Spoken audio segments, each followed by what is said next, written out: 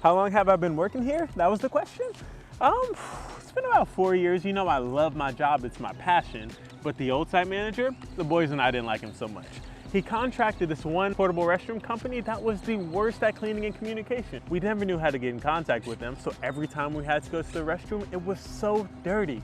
But recently, we got this new site manager and he's great. He contracted a new portable restroom company and it's night and day. They put these little QR smileys by a company called AirVote inside, and we scan the code, leave our feedback, and apparently it goes directly to their phone so they can fix the issue immediately.